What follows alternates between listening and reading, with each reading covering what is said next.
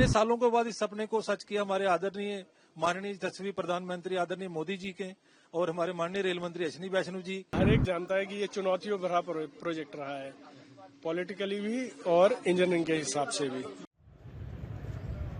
पहलगाम आतंकी हमले के बाद आज प्रधानमंत्री नरेंद्र मोदी पहली बार जम्मू कश्मीर के दौरे पर हैं, जहां पीएम ने दुनिया के सबसे ऊंचे रेलवे पुल चिनाब का उद्घाटन किया। साथ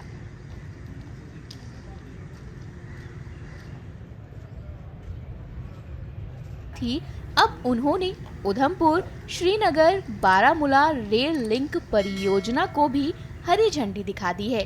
स्थानीय लोगों ने इस ट्रेन को कन्याकुमारी से कश्मीर तक देश को जोड़ने वाली एक बड़ी सौगात बताया।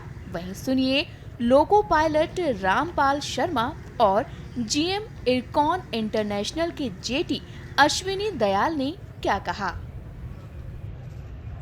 ये आपके लिए, हमारे लिए, सभी भारतवासियों के लिए, चाहे भारतवासी कहीं भी रह रहे हैं, एक बड़े फख्र की बात, प्राउड की बात, गर्व की बात है कि एक ऐसा सपना जो राजा महाराजा ने सपना देखा था एक, कि कभी यहाँ रेल चलाने की उन्होंने सर्वे भी एक बार एक राजा ने कराया था। इतने सालों के बाद इस सपने को सच किया हमारे आदरणीय माननीय यशस्वी प्रधानमंत्री आदरणीय मोदी जी के और हमारे माननीय रेल मंत्री अश्विनी वैष्णव जी, रेल के सभी कर्मचारी, पार्टिकुलर की रेलवे के जो इंजीनियर्स हैं, उनका जो मेहनत, लगन, कठिन परिश्रम, उनका जो उनकी डेडिकेशन, डिवोशन, डिटर्मिनेशन से पॉसिबल हुआ है। ये आसान काम नहीं था, ये साधारण काम नहीं था। इस काम में कई चैलेंजेस थे, कई पहाड़ सख्त थे, कई पहाड़ नरम थे। आप जब गाड़ी में जा रहे हैं और जो आनंद की अनुभूति होती है, सुंदर मनोरम दृश्य देख के, त्रिपुरा पर्वतों से जब हम माता वैष्णो देवी का आशीर्वाद लेके निकलते हैं और हर भारतवासी एक मनोरंजक यात्रा करके, ये भारत के लिए एक बहुत बड़ी बात है। हमें लगता है कि हम विकसित दुनिया में आगे हैं, जिसके लिए जितना जो बाकी जगहों पर जो वंदे भारत चल रही है और ये जो वंदे भारत चलेगी, क्या कुछ अलग से इसमें सभी आधुनिक सुविधाओं से ये लैस है। 12 महीने गाड़ी चलेगी किसी भी मौसम में, चाहे सर्दी का मौसम हो, बर्फ का मौसम हो। इसमें ईज है, इसमें कंफर्ट है, इसमें रिलायबिलिटी है, इसमें सेंट्रली हीटिंग सिस्टम लगा हुआ है, इसमें प्लग्स बाहर सभी को हीटिंग सिस्टम दिया हो कि सर्दियों में यात्रियों को सुविधा ना हो। आदरणीय रेल मंत्री जी और माननीय भारतीय प्रधानमंत्री श्री मोदी जी, इनका यही प्रयास हर समय रहता है कि यात्रियों को अधिक से अधिक सुविधाएं प्रोवाइड की जाएं और पूरे वर्ल्ड में हम विश्व स्तरीय सुविधाएं रेल यात्रियों को प्रोवाइड करें। सर, आप लोगों को कुछ अलग से इसके लिए ट्रेनिंग दी गई है इस सेक्शन के लिए? हम लोग we are professional persons, we know how to handle the Vande Bharat, और जो नई चीजें आती हैं उसके लिए हमें जरूर ट्रेन किया जाता है। हमारे जो अधिकारीगण हैं वो समय समय पर रिफ्रेशर कोर्स, सेफ्टी कोर्स सभी स्टाफ को करवाते रहते हैं। हर एक जानता है कि ये चुनौतियों भरा प्रोजेक्ट रहा है, पॉलिटिकली भी और इंजीनियरिंग के हिसाब से भी।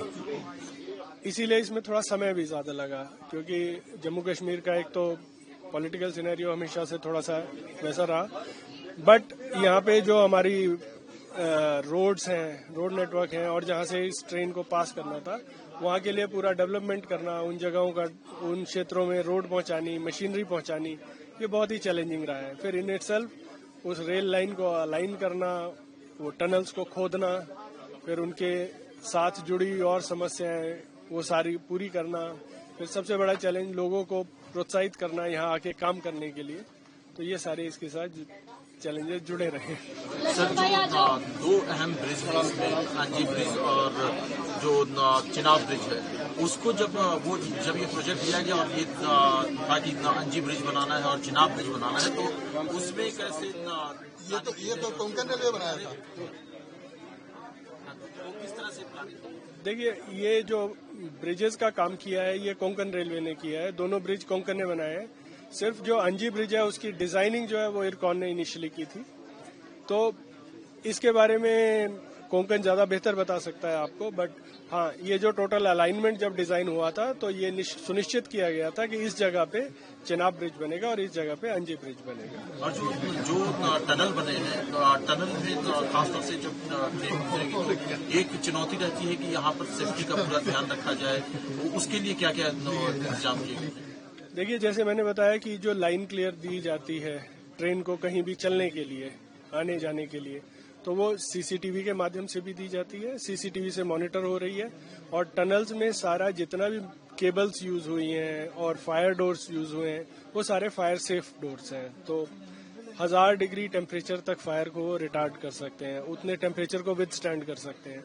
फिर उसी हिसाब से एस्केप डोर्स दिए गए हैं कि इन केस मेन टनल में ऐसी कोई दुर्घटना होती है तो वो दूसरी जगह ना जा सके और लोग एस्केप से सुनिश्चित निकल सकें। फिर और फिर जेट फैंस दिए गए हैं, इनके धुआं होता है, स्मॉग होता है या ऐसी कोई चीज ऐसी जहरीली आपको हवाएं उसमें हो जाती हैं, धुआं हो जाता है, तो उसको एकदम से जेट फैन ऑटोमेटिकली सेंस करके, स्काडा सिस्टम्स लगे हुए हैं, सेंसर्स लगे हुए हैं, वो उसको सेंस करके गंदी हवा को बाहर फेंकेगा और साफ हवा को अंदर लाएगा। तो वो यूनी डायरेक्शनल फैंस हैं जो दोनों साइड पे चलते हैं।